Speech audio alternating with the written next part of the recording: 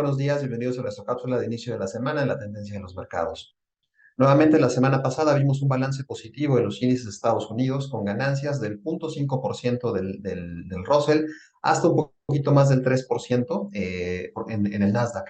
Nuevamente, tecnología encabeza el movimiento alcista. Habíamos visto que la semana pasada tecnología había sido uno de los únicos sectores que había retrocedido. Esta semana compensó ese movimiento negativo de la semana anterior y avanza un poquito más del 4%. Además de tecnología, nuevamente consumo discrecional, apoyado por los movimientos sobre todo en Tesla y Amazon, destaca también como de los sectores con mayor crecimiento. Y junto con estos dos crecimientos, dos sectores también, tanto materiales como industriales, dos de los sectores que habían estado rezagados en las semanas anteriores, tuvieron rendimientos por arriba del S&P. El único sector que retrocedió en la semana fue energía, seguido de financieras y utilities que presentaron las alzas más discretas. En cuanto a commodities, fue una semana positiva para commodities. De entrada, el petróleo subió casi 2%. Otros indicadores, otros commodities como el trigo subió casi 9%. Solamente el oro y la plata estuvieron con ligeros movimientos negativos, pero en general el índice general de commodities subió casi 4% durante la semana pasada.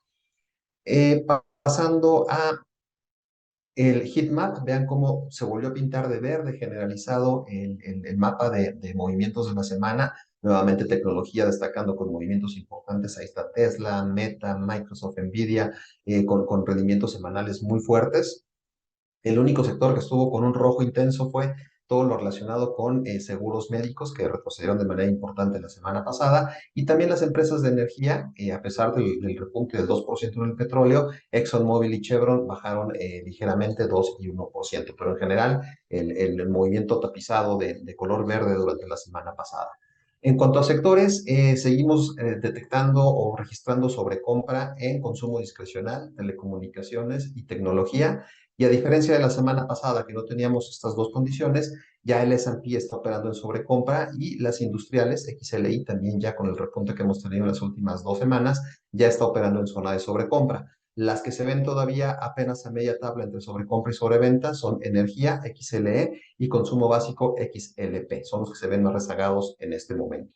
En nuestra gráfica de rotación de sectores ya en la semana pasada todavía teníamos aquí nuestro cuadrante superior derecho a tecnología, ya bajó a un siguiente cuadrante y está empezando a tener un poco de debilidad, tanto tecnología como telecomunicaciones. Todavía en leading se mantiene el consumo discrecional y todo lo que está muy interesante es que todos esos sectores que hace un par de semanas estaban completamente en rojo y en el cuadrante de lagging y ya están subiendo un cuadrante en materiales, utilities, consumo básico, salud, eh, bienes raíces, energía, y en general todos los sectores cíclicos que estaban hace un par de semanas muy castigados ya están mejorando, todavía no llegan al cuadrante superior derecho, pero ya están en el cuadrante superior izquierdo, lo cual significa que han mejorado de manera importante con respecto al S&P en los últimos 5 días.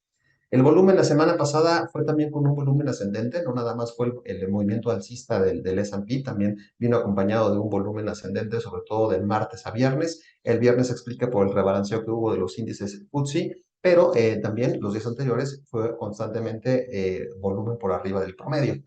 En nuestros indicadores de sentimiento se mantiene el Extreme Greed en el Fear and Greed Index, subiendo incluso algunos puntos con respecto a la semana pasada que estaba en 77 puntos, alcanzó 82 puntos durante esta semana. El índice VIX se mantiene en los mínimos del año, no ha habido un repunte ahí de la volatilidad.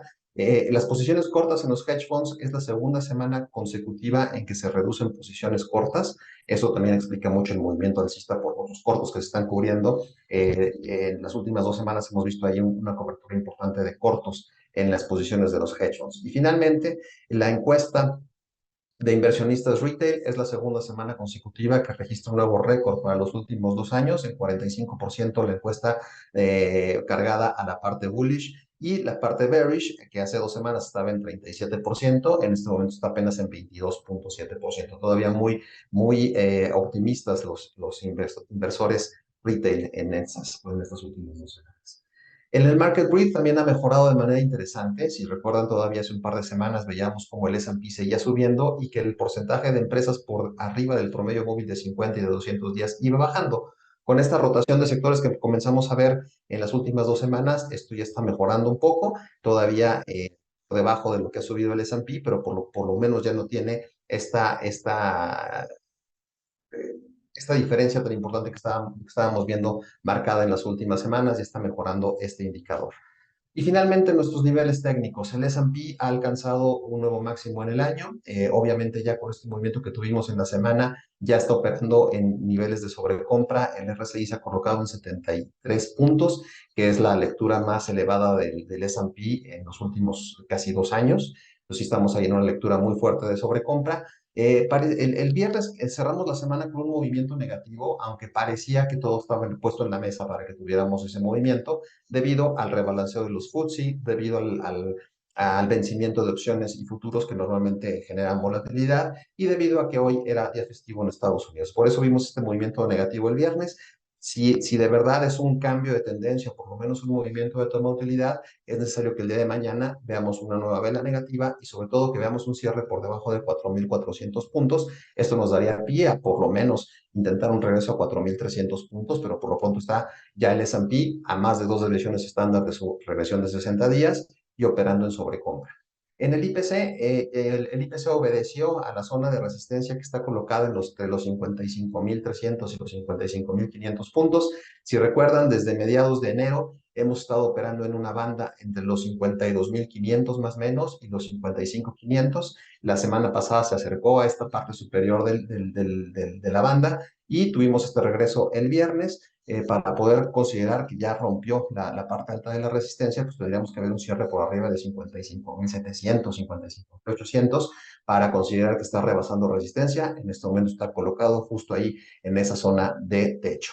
¿Qué le podría ayudar? Dos emisoras importantes, tanto América Móvil como Walmex, estuvieron ajenas al último movimiento de rally del IPC. Si estas empresas empiezan a reaccionar con el peso que tienen dentro del índice, pudiera ayudar a que terminan rompiendo, pero hay que cuidar mucho esta zona de techo. El primer piso está colocado en 54.430. Cualquier cierre por debajo de esta zona nos sugeriría un regreso nuevamente a la zona entre 53.000 y 52.500 puntos.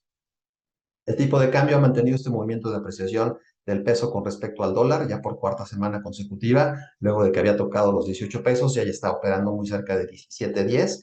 Ahí se ha mantenido desde la semana pasada, los últimos 3 días de la semana pasada y el día de hoy, se ha mantenido operando ahí en esa zona de piso, no ha roto la referencia de 17.03, 17.04 como mínimos de la semana pasada, por lo menos ya reguló un poquito el movimiento de caída que traía, aunque para poder considerar un rebote, lo primero que tendría que hacer es colocarse por arriba de su promedio móvil de 10 días, que en este momento está en 17.24. Necesitamos un cierre por arriba de ese nivel para poder considerar, no sé, un 17.53, 17.70 como siguientes zonas de resistencia de corto plazo.